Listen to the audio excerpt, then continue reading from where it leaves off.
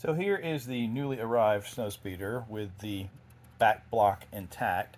This is mine from when I was a kid, which, because of a tendency of trying to pick it up and hold it like this when I was flying it as a kid, it just puts too much stress on these four posts. And eventually they snap. So I've been looking for a replacement. I had this one, but its bottom stickers look like they've gotten some water damage and things over the years. So this was like plan B. I bought some repro stickers, but I really wanted an all original body with all original stickers. So this one is the one we're going to go with, and we're just going to replace everything on the underside. It's actually nice dark stickers compared to the way mine have faded over time as well. So there's actually another story about weird Snowspeeder stuff arriving in the mail that I'll go ahead and tell you. Years ago, I needed to replace the harpoon on the back of the Snowspeeder. I don't know if you can tell just by glancing at it, but the top barrel is broken off of this one. Also, one of these two pieces here was not fully formed when I got mine as a kid. Now, I can't find the non-fully formed one, but I needed to buy a replacement of that and a replacement of this. So I did a little mail order purchase from Jeff Freeman, Falcons Hangar in Indiana, with a typo in the title. I've mentioned him several times. So this particular time, I was ordering a couple of Snowspeeder parts and also a boxed speeder bike because I was trying to get as many speeder bikes as I had biker scouts at the time. So I think it was like I had an odd number of bikes and an even number of scouts. I needed one more speeder bike. So I placed this order and I wait, and it seems to be taking an inordinate amount of time because I did a lot of mail order with Jeff Freeman, so I kind of knew what the shipping time was to expect. And I called him one day, and he goes, "Oh yeah, it went to NASA." I'm like, NASA?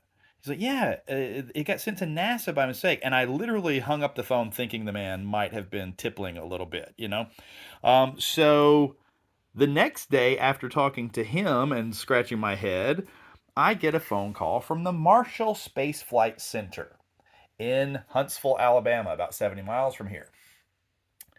What I had done at the time was when I would mail off a check or a money order to make purchase. This is before, PayPal, before purchases on eBay, electronic purchases. This was, send him a letter. Hey, do you still have this? Yes, I still have this. He sends a letter back. I want to buy it. It's this price. Mail him the check. It was a long, lengthy ordeal of stuff.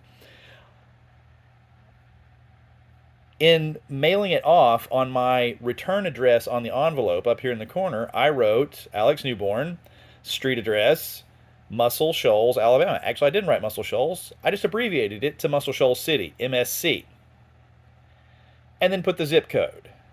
Now, some genius at the post office, when Jeff Freeman had used the exact same abbreviation for Muscle Shoals City, they didn't look at the zip code. They didn't look at the street address. They looked at those three letters, Muscle Shoals City, and threw it in the bin going to Marshall Space Flight Center.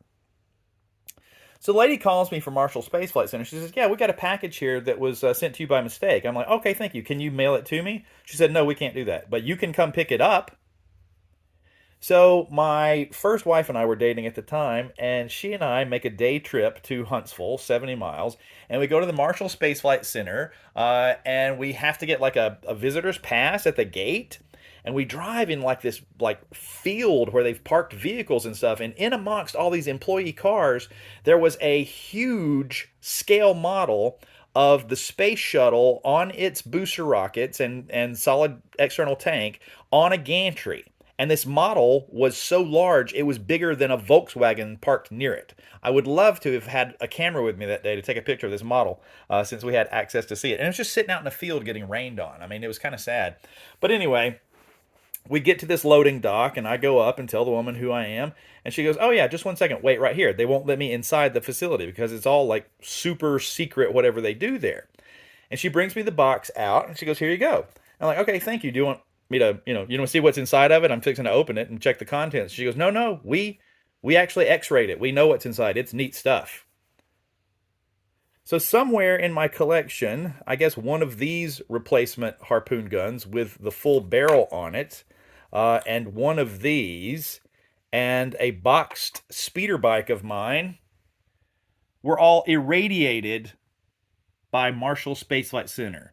Yes, I have toys that were x-rayed by NASA. Aren't you so jealous?